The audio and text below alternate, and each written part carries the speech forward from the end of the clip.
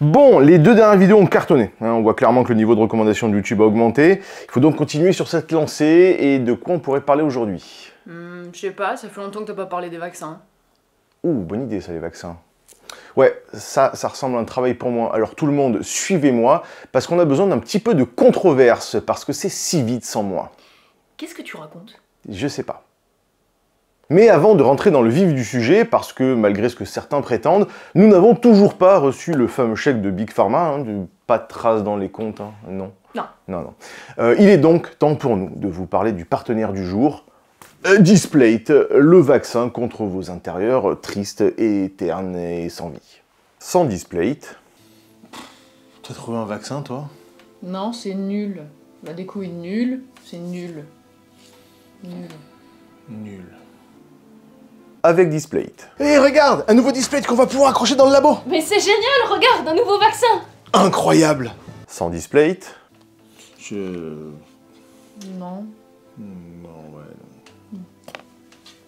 Avec Displate. Et hop, un nouveau Displate pour le labo. Seigneur des Anneaux, extra en plus. Regarde un petit peu comment la lumière se reflète différemment selon les zones. Et moi je crois que j'ai forgé l'anneau unique. J'ai également pris celui-là, un DeLorean. Cet anneau va permettre de voyager dans le temps. Et un South Park. Et cet anneau rend immortel. Kenny ne peut plus mourir. Sans Displate. Tu fais quoi? De l'homéopathie. Oh putain. Avec Displate. J'ai créé un vaccin contre la gueule de bois. Mais c'est génial, je viens justement de commander ces posters. De la bière, des cocktails, tout pour la cuisine. Il y en a des dizaines. Sans Displate. Tu regardes quoi? 12 par sec. Oh, faut vraiment qu'on change un truc, c'est pas possible de tomber aussi bas. Avec Displate. Mais on n'a pas reçu le fameux chèque de Big Pharma, comment on fait? Mais c'est pas grave, t'as 25% de réduction si tu commandes un Displate et 33% si tu commandes 2 Displate ou plus avec le code GENIUS. T'as tous les liens en description. Incroyable! Et c'est valable également sur les Textra et sur le million de designs que tu peux avoir disponibles sur le Displate. Des milliers de designs de tes marques préférées, t'es sûr de trouver ton bonheur. Et tu peux même changer la disposition selon ton humeur. Ouais, c'est très facile, il suffit de le décrocher et de le redéposer très facilement grâce à ces aimants. Et vous changez d'ambiance comme vous voulez, selon le jour de l'année. Et vous pouvez même le mettre droit. Sans Displate.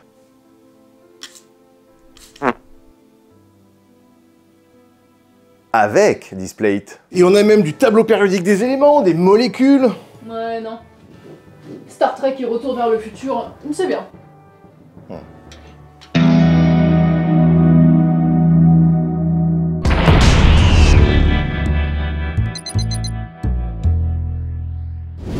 Le 4 mars dernier, c'était la journée mondiale de sensibilisation au papillomavirus HPV. Une saloperie responsable chaque année de plus de 6000 nouveaux cas de cancer en France, dont 3000 concernant le col de l'utérus, de nos gamines, nos sœurs, nos mères, etc. L'occasion de rappeler l'importance du vaccin chez les filles, mais aussi chez les garçons. Les garçons ont un col de l'utérus? Oui, enfin, non, bref, on va voir ça. Le papillomavirus est un virus du groupe 1, selon la classification de Baltimore que j'avais utilisée lors de ma précédente vidéo sur le sujet des virus. Et ma pilosité de l'époque, elle, c'est du groupe ZZ, c'était tourné en fin de confinement. C'est un virus à ADN double brin, comme le virus de l'herpès ou les adénovirus, du groupe 1 donc, domaine Mononaviria, règne Chotocoviré, embranchement Cosa viricota, classe Papovaviricet, ordre Zoonoviral, famille Papillomaviridae. Oui, jusque-là, tout est clair. Il s'agit d'un virus à ADN non enveloppé, capable d'infecter la peau et les muqueuses des vertébrés, y compris les humains et de nombreux animaux. Le H de HPV, c'est pour Human Papillomavirus. Le papillomavirus a été étudié depuis le début du XXe siècle. C'est en 1933 que le virologue américain Richard Saupe identifie pour la première fois un papillomavirus chez les lapins, responsable de tumeurs cutanées. Chez l'homme, c'est Harald Zurhausen qui découvre le lien entre les papillomavirus humains, HPV, et le cancer du col de l'utérus, ce qui lui vaudra le prix Nobel de médecine en 2008. Les types les plus connus chez l'homme appartiennent au genre alpha, bêta et gamma papillomavirus, mais c'est plus de 200 types différents de papillomavirus qui existent. Il y a des HPV à bas risque qui vont provoquer des verrues et des petites lésions cutanées légères comme les HPV 6 et 11, et il y a également ceux dont on parle le plus, les HPV à haut risque, ceux qui vont provoquer potentiellement des cancers, notamment du col de l'utérus, mais aussi de l'anus, du pénis et de la gorge. Mais les papillomavirus existent également chez les animaux, les bovins, les lapins, puisque c'est là qu'on les a découverts, les chiens, les chats, causant globalement les mêmes saloperies que chez nous. Les papillomavirus se transmettent principalement par contact direct, souvent cutané, via des rapports sexuels, avec ou sans pénétration, important, ou en contact avec des surfaces infectées. Pour s'en prémunir, il y a donc l'utilisation du préservatif, qui est une précaution mais pas 100% fiable, puisque transmissible avant que papa dans maman. Il divise le risque de transmission par 2 seulement. Et bien entendu donc la vaccination contre les HPV à haut risque, où là on va directement éduquer le corps à lutter contre l'infection. Le papillomavirus peut donc se transmettre et s'installer là, posé. Le corps va mettre naturellement entre 1 à 2 ans à l'éliminer. Le virus ne reste pas actif, mais certaines souches peuvent persister et réapparaître, et il n'existe pas encore de traitement antiviral spécifique contre le HPV lui-même, seulement contre ses conséquences. On peut donc passer sa vie sans savoir qu'on a été infecté. Mais si la plupart du temps il ne pose pas de problème, de temps en temps il peut provoquer donc des cancers. Le plus connu est donc bien entendu celui dont on parle beaucoup au lycée, le cancer du col de l'utérus chez ces dames. Mais pas que. Selon l'Institut national du cancer, en plus des 3000 cas de cancer de col de l'utérus détectés chaque année, ils peuvent aussi provoquer 1500 cancers de la sphère ORL chez les femmes et les hommes, 200 cancers de la vulve et du vagin chez la femme, une centaine de cancers du pénis donc chez l'homme, et 1504 cancers chez les 2 sexes de Jackie. Moi je l'appelle Jackie, le trou de balle quoi. D'ailleurs, dites-nous en commentaire comment vous appelez le Mais vôtre. quoi mais non, mais pourquoi faire ça? Bien un petit donut savant et le prénom. Mais ça suffit là, ça va bien là. Non, on fait pas ça. Non. Donc non, il est donc primordial d'empêcher cette saloperie d'entrer. Et pour ça, on a une arme redoutable qui s'appelle un vaccin. Empêcher l'entrée du virus, mais également vérifier qu'il n'est pas déjà présent. Vaccin ou pas, même si c'est mieux avec vaccin. Explication à venir, pas moi qui m'en occupe de ça. C'est là qu'intervient le dépistage. Pour le cancer du col de l'utérus, le dépistage doit être effectué entre 25 et 29 ans. Les 2 premiers tests à 1 an d'intervalle. Si tout est ok, le test HPV-HR est réalisé lors d'un frottis 3 ans plus tard. Entre 30 et 65 ans, 3 ans après le dernier examen, celui des 29 ans, puis tous les 5 ans si tout est normal. Même principe pour le dépistage du cancer colorectal. À partir de 50 ans, tout le monde y passe. L'avantage immense qu'on a en France, c'est la sécurité sociale. Si. Elle prend en charge la totalité du dépistage et vous envoie même un courrier pour vous inviter à le faire, notamment pour récupérer le fameux kit de dépistage du cancer colorectal. Ouais, parce que c'est aussi le mois du dépistage du cancer colorectal, comme vient de vous l'expliquer Miss Pastouille, qui, donc, en plus du montage, prend bien ses aises à l'écriture et à la présentation. Donc. Mais j'informe! Eh ben c'est super, tu iras informer tes potes sur le chemin du retour. Allez. Mais donc, c'est quoi un vaccin? On en a déjà parlé dans cette vidéo, mais on va refaire un petit point sur ce qu'est un vaccin, surtout quand on voit 5 ans après le mal qu'ont pu faire certains discours dans l'inconscient collectif. Alors, un vaccin. On va chercher à éduquer le corps à se défendre contre des agressions sans lui faire courir de risques, le mettre en contact avec une partie spécifique d'un pathogène, mais qui ne risque rien. Par exemple, cette pièce de Lego est un virus. Elle peut causer une maladie de vive douleur au pied. On va donc apprendre au corps à se défendre contre ce virus, mais pas besoin de tout lui présenter. Juste cette partie spécifique, les marqueurs, la surface bien spécifique qui n'appartient qu'à ce pathogène est utile. Dès que le corps va détecter ces marqueurs-là, bim, taser dans sa mouille, peu importe ce qui se cache derrière. Sans vaccin, le corps va voir que c'est quelque chose qu'il ne connaît pas, mais sans savoir comment s'en protéger. Et le temps qu'ils comprennent, le virus a le temps de foutre le bordel partout. Je dis virus, mais c'est pareil pour les bactéries comme pour le tétanos par exemple. En gros, prenons un virus Yann. Bon ben quand il rentre, il va venir foutre le bordel partout, pisser dans les coins, défaire les étagères, et le temps que vous vous en rendiez compte, il aura tout ruiné. Donc avant qu'il rentre, on va apprendre à reconnaître son image inoffensive. On va donc pouvoir ensuite réagir directement avant qu'il soit trop tard. Voilà, c'est ça un vaccin, apprendre au corps à se défendre sans danger. Ça n'empêchera pas d'entrer en contact avec un pathogène, mais ça va permettre au corps de savoir comment réagir avant une pathologie grave, qui va potentiellement vous laisser des séquelles graves, vous causer des souffrances absurdes et inutiles, ou rester en latence dans votre corps et déclencher un cancer des années plus tard.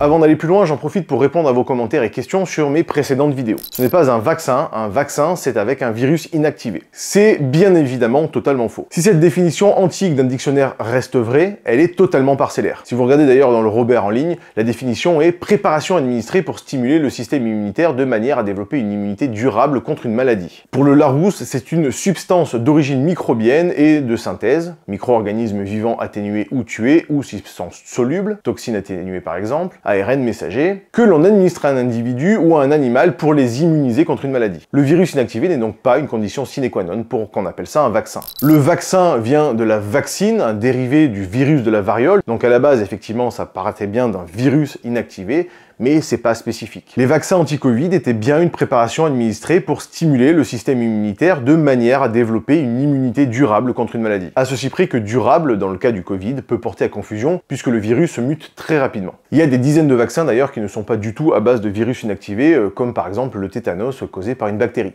Ça n'aurait pas de sens de mettre un virus inactivé pour combattre une bactérie. Je vous mets le tableau des vaccins et leurs méthodes, vous voyez qu'ils sont très nombreux, très variés, et pas besoin que ce soit un virus inactivé. Cette définition est donc fausse et émane donc soit de gens qui ne comprennent rien à ce qu'ils racontent, soit qui comprennent très bien et qui essayent de vous la mettre à l'envers. Virus inactivé ou ARN, ça reste des vaccins à partir du moment où ça prépare d'une manière ou d'une autre une immunité durable contre une maladie.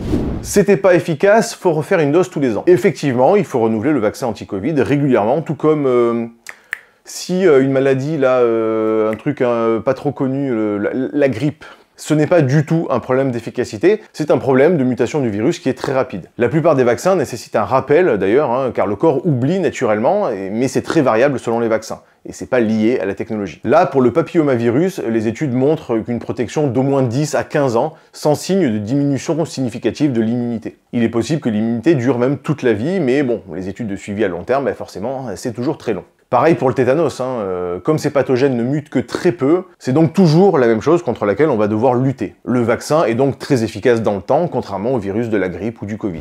Ça a été développé à la va-vite. Le vaccin anti-Covid se basant sur une technologie ARN est justement beaucoup plus rapide à développer. Comparer deux méthodes de fabrication radicalement différentes avec des enjeux sanitaires totalement différents, c'est à peu près aussi con que de comparer le temps de fabrication d'une pièce à partir d'un moule qu'il faut d'abord créer, ou à partir d'une imprimante 3D. Dans le cas d'un vaccin dit traditionnel, il y a des risques sanitaires, notamment sur le virus inactivé, à prendre en compte qu'on n'a pas sur l'ARN, qui va là simplement reproduire la molécule à laquelle on va de toute façon être exposé avec le virus. Ce n'est pas efficace contre la transmission. Non, pas au moment de la mise sur le marché, et ça, tout le monde le sait, puisque c'est jamais le cas, en fait, pour les vaccins. Il n'y a aucune découverte là-dedans. Le but d'un vaccin est d'abord de protéger contre ce qu'on appelle l'incidence. En gros, de vous apprendre à vous défendre. Absolument pas d'empêcher le virus de se propager. Mais j'insiste, il y a vraiment zéro découverte. On en avait parlé dans cette vidéo, on le savait très bien, on l'a expliqué depuis le début. Aucune surprise. Ceux qui vous ont balancé ça comme argument sont soit des gens qui ne comprennent rien, soit des salopards qui vous mentent sciemment. Dans le cas du vaccin HPV, il va naturellement empêcher la transmission puisque le corps va l'empêcher de s'installer. Mais à la base, il sert bien à lutter contre l'incidence. Et par corollaire, si plus personne n'est malade, le virus va plus se transmettre. Mais à la base, c'est pas ça qu'on recherche dans un vaccin. Jamais. Le vaccin est trop risqué, il y avait un traitement. Encore une fois, comme dans le cas du papillomavirus ou de l'herpès, très souvent, il n'y a pas de traitement. Ou en tout cas, une fois que le virus est là, les dégâts sont irréversibles, on reste avec. Préférer un traitement plutôt que la prévention est à peu près aussi con que de se dire qu'on va faire de la rééducation après un choc à la tête, plutôt que de porter un casque. Une fois que les dégâts sont là, plus possible de revenir en arrière, ou alors au prix de gros efforts, et après avoir dû se cogner des souffrances totalement inutiles. Mais sans déconner, vous avez envie de subir ça alors qu'il y a un moyen d'y échapper? Et les hôpitaux ne sont pas du tout programmés pour fonctionner ainsi, pas pour accueillir des flots de patients qui devraient pas être malades. Et si on prend un exemple très actuel, en ce moment on a plein de cas de méningite. Et si on compare les effets indésirables du vaccin contre la méningite, avec le vaccin vous avez 1 à 2 chances sur 10 de choper des maux de tête, la gerbe et un léger état grippal. Et sans le vaccin vous avez 1 à 2 chances sur 10 de crever, et des risques d'amputation et autres séquelles graves, des troubles de la parole, de l'audition, de la mémoire et parfois à très long terme. Et là, ça touche pas que les vieux comme on entend à chaque fois sur le Covid, ça touche les jeunes. Un peu mal à la tête et la gerbe, le décès. Pilule rouge ou pilule bleue? Et dites-vous bien qu'une fois que vous êtes à l'hôpital pour une maladie que normalement vous n'auriez pas dû choper, on va pas s'emmerder à savoir si vous voulez du Big Pharma ou pas. Là, on va vous charger la tronche avec tout un tas de produits que vous détestez. Non, vraiment, j'insiste, le vaccin, c'est comme apprendre à se défendre contre une attaque de couteau. Ça vous empêchera pas d'être attaqué, mais ça vous empêchera de subir des séquelles graves. Ne pas se faire vacciner, c'est se dire, ok, je me prends les coups de couteau, et après, avec un peu de bol, je survis avec des séquelles graves, de la souffrance, et vous savez jamais comment vous allez en sortir. Ça n'a vraiment pas de sens. Le vaccin cause l'autisme. Probablement une des légendes urbaines les plus répandues à propos des vaccins, largement encore répétées en ce moment dans l'actualité. Bon, eh bien, bonne nouvelle, c'est totalement faux. Absolument toutes les études ont prouvé à l'unanimité, sans la moindre équivoque, qu'il n'y avait absolument aucun lien entre l'autisme et les vaccins. Pas un peu, pas pour faire plaisir, ni de près ni de loin. Ceux qui vous racontent ça sont soit des ignorants, soit des charlatans. On n'a pas assez de recul. Encore une fois, ceux qui vous racontent ça sont soit des charlots, soit des salopards, hein, on va appeler un chat un chat. Vous vous doutez bien qu'il y a des millions de personnes qui bossent sur ces vaccins depuis une centaine d'années et ils ont étudié ce problème. Et donc non, on n'a jamais constaté d'effets à long terme au-delà des 48 heures à une semaine après les vaccins. Jamais. Pas un début, pas à peu près, pas un petit peu, ni de près ni de loin, absolument jamais de réaction à long terme des vaccins. Il n'y a pas un mec qui s'est réveillé 20 ans après, oh mon dieu, aïe aïe aïe, le vaccin. N'existe pas. Ni de près ni de loin. Au-delà de ça, moi ce que je vous dis ici, c'est comment ça fonctionne dans la réalité. Je peux rien faire pour ceux qui ont décidé de vivre en dehors de cette réalité. Donc pour tous ceux en commentaire qui me demandent de faire une vidéo pour rétracter ce que j'ai dit il y a 5 ans, comment vous le dire de manière polie? Non, bien cordialement. Je ne retire absolument pas ce que j'ai dit dans mes précédentes vidéos, puisque tout a été vérifié depuis. La seule chose, effectivement, c'était sur la durée du vaccin. On avait un doute et un espoir que ça a été beaucoup plus important. Ça l'a été un petit peu moins. On l'a dit dans cette vidéo. Absolument rien de ce que j'ai dit dans les précédentes vidéos s'est trouvé être faux. Ce que certains pensent être comme une découverte à propos notamment de la transmission était connu depuis le départ. Zéro surprise, juste un faible pourcentage d'incertitude sur la durée d'immunité qui ne remet absolument pas en cause la vaccination en général. Si vous voulez vivre dans une réalité alternative parce que vous avez besoin d'un petit peu de frisson, moi ça me concerne pas. Sinon vous avez Disneyland, réalité alternative et des manèges à sensations si c'est ça qui vous manque. Et si c'est une solution absolument géniale, parfaite et instantanée que vous cherchez, ça n'existe pas. Il faut juste choisir entre l'un et l'autre et qu'est-ce qui est le pire. La vaccination, c'est pas le pire. La vaccination ne sert à rien, c'est l'hygiène qui a permis l'éradication des maladies. Non, c'est la vaccination massive qui a permis l'éradication de pas mal de maladies, comme notamment la fameuse variole dont le nom est tiré. Oui, enfin la vaccine, maladie de cousine de la variole. Mais on entend ici et là que ce seraient des mesures d'hygiène qui ont amélioré la santé. Non, il n'en est rien. On voit très clairement les courbes de contamination qui sont parfaitement corrélées avec la vaccination et pas du tout avec l'augmentation de l'hygiène. Si l'hygiène y était pour quelque chose, toutes les maladies auraient dû disparaître en même temps. Or là, chaque maladie disparaît avec l'introduction des vaccins. En ce moment, des enfants au Texas meurent de la rougeole. Oui, Texas, États-Unis. Et c'est pas un problème d'hygiène qui aurait subitement chuté. Le seul point commun de tous ces décès, c'est que c'était des non-vaccinés. Les adjuvants. Alors effectivement, les adjuvants peuvent provoquer des réactions irritantes, voire néfastes, comme notamment l'aluminium. Quand on a un vaccin, selon le type, le corps n'y réagit pas spécialement. Le produit peut donc passer dans le sang et disparaître comme il est venu, sans que le corps apprenne à se défendre contre. On s'est donc rendu compte qu'en ajoutant une petite substance, un adjuvant donc, ça permettait au corps de réagir mieux à ce truc-là. Et donc au vaccin d'être bien plus efficace. Un adjuvant permet donc de manière totalement contre-intuitive de rendre le vaccin moins toxique, puisqu'il y a besoin de moins de produits, virus inactivés, toxines, pour un résultat plus important. Et aucun adjuvant ne provoque d'effets indésirables à long terme. Voilà un petit peu pour ces rappels autour des idées reçues sur les vaccins.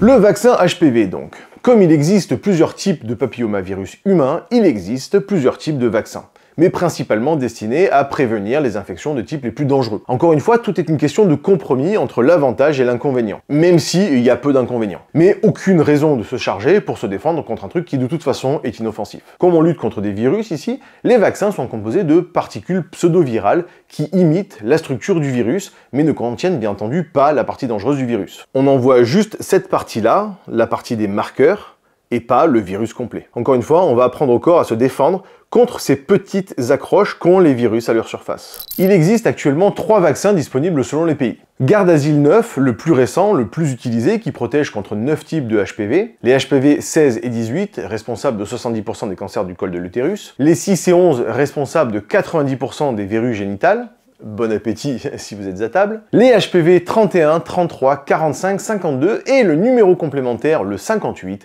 associé aux autres cancers génitaux et ORL. Le vaccin est recommandé pour les filles et les garçons, donc entre 9 et 14 ans, avant le début de l'activité sexuelle. Avant, on avait le Gardasil, tout court, on dirait un nom de Pokémon, le truc. Who's that Pokémon ? L'ancienne version, qui ne protégeait que contre 4 types de HPV, les 16, 18, 6 et 11, et remplacé donc par le Gardasil 9. Gardasil. Et enfin, le Cervarix, qui lui ne protégeait que contre 2 types de HPV, les HPV 16 et 18, ceux donc responsables des cancers du col de l'utérus. Selon le début de l'activité sexuelle, on peut administrer également aux adolescents et aux jeunes adultes, mais ça risque d'exposer au virus. Il est très efficace puisqu'il réduit de plus de 90% les infections HPV ciblées et le cancer, et garde une immunité mémoire d'au moins 15 ans. Et globalement, à part quelques douleurs au point d'injection, des rougeurs, des gonflements et un peu de fièvre classique avec les vaccins, et très rarement quelques réactions allergiques sévères, les vaccins sont sans effet secondaire à court ou à long terme. et peuvent donc vous prévenir de maladies allant donc de verrues absolument gouléantes, des lésions cutanées et jusqu'au cancer et donc le décès. Et donc vous évitez de transmettre un truc que vous avez la possibilité de ne pas choper. Si vous êtes vacciné, le virus n'aura pas le temps de s'installer et vous n'aurez donc pas la possibilité de filer la ch'touille à vos partenaires encore une fois. Alors, le problème de ce vaccin, qui si c'est? Eh bien, pour être efficace, il faut impérativement le faire avant le début de la vie sexuelle. Donc, quand nos enfants sont, des enfants. Et beaucoup de personnes projettent ça sur une ouverture à la dépravation de nos petits anges purs et innocents. Sauf que, il est impératif de les protéger en amont. Avant. Une fois trop tard, ça sera trop tard. Vos enfants sont purs et innocents, mais désolé de vous l'apprendre, ça va rapidement plus être le cas. Bien entendu, pas les vôtres directement, mais ceux des autres qui vont exposer vos enfants à l'adolescence et avec son cortège de tentations. Comment vous faire comprendre ça? Vous projetez sur vos enfants votre vision d'adulte, votre expérience, mais sur des enfants. Et c'est pas compatible, on est totalement d'accord. Mais ces enfants vont faire les mêmes expériences que vous, voire pire si vous avez été d'une pureté virginale pendant toute votre adolescence. Certains après leur majorité, mais d'autres bien avant. Désolé, mais non, ils ne vont pas rester purs et innocents à vie, quelle que soit la qualité de votre éducation. Mais la question n'est pas là. Les faire vacciner ne va pas les pousser dans des orgies romaines la semaine prochaine. C'est juste pour les protéger contre les risques d'agression qu'ils subiront obligatoirement dans leur vie future. Agression du virus, consentement, respect des valeurs républicaines, tout ça. 70 à 80% des personnes sexuellement actives ont contracté ou risquent de contracter un papillomavirus. Si vous êtes 5 dans une pièce, regardez autour de vous, il y en a au moins 4. Et aucune éducation, aussi stricte qu'elle soit, n'y échappera. Vous n'êtes pas vos enfants. Les médecins préconisent une vaccination aux alentours de 11 ans, donc quand ce sont encore des enfants, mais c'est pas ça qui compte. La vaccination protège vos enfants, filles et garçons, et est totalement sans danger, et peut leur éviter, à l'inverse, de graves complications par la suite. Si vous aimez vos enfants, vous avez un super truc pour les protéger. Le mouvement anti-vax a toujours existé, mais c'est grandement renforcé avec d'un côté les gourous qui exhibent leur soi-disant CV de sommité mondiale, et de l'autre un gouvernement aux fraises incapable d'expliquer et d'assumer ses erreurs. Mais la réalité est la même pour tout le monde. Les vaccins sauvent, les vaccins sont efficaces et peuvent protéger vos enfants de graves maladies, de souffrance, voire de la pire issue possible, et tous les gens qui meurent sont des gens non vaccinés. Les faire vacciner contre le HPV ne va pas les dépraver, ne va pas leur ouvrir une sexualité avant l'heure, et à l'inverse, ne pas les faire vacciner ne va pas les empêcher de vivre leurs premières expériences. Le vaccin HPV est juste là pour les protéger. Le reste, ça ne changera absolument rien pour eux, à part leur éviter le pire. Être anti-vaccin tue. L'actualité nous le rappelle en ce moment même avec des cas de rougeole et de méningite. Et ce sont tous des gens qui ne sont pas vaccinés qui meurent. Bref, prenez ça en compte, réfléchissez bien. Moi, contrairement à certains, je ne touche absolument rien à vous parler de ça. J'ai aucun intérêt à vous jouer de la flûte. Donc voilà, vraiment prenez ça en compte. Merci à François de la chaîne Primum Non Nocere pour la relecture de ce script. Abonnez-vous ici et chez lui, du coup. Partagez cette vidéo, on convaincra pas tout le monde. Cette vidéo, elle est vraiment faite pour ceux qui se posent sincèrement des questions, parce que je comprends tout à fait que ce soit compliqué de s'y retrouver, et donc devraient pouvoir y trouver sincèrement les réponses qu'ils cherchent. Et sinon, bien entendu, voyez avec votre médecin, c'est absolument pas une consultation médicale ici. Mais pensez-y, vaccin contre le HPV et dépistage. Le génie partout.